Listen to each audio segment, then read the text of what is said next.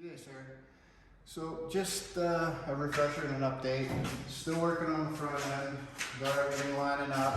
Got the secondary latch in. I still got the spring-loaded latch to fit the contour. I think we're okay for gap now. I'm gonna have to finish my shaft that goes in there, my little square tubing, and fit them. Get everything lined up, put flush to the sides. Body lines in there coming. Everything's lined up fitting. Started to put a few gauges in the dash. I'm gonna do some supports and finish the box off so it's tagged on tight. Doesn't have to come off again. Other than that, still working on it slowly but surely. I'm still alone.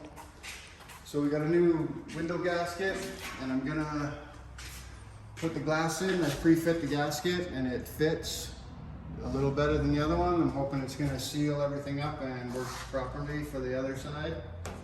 Other than that, just keeping on. We'll see how far we get here in the next week or two. Thanks.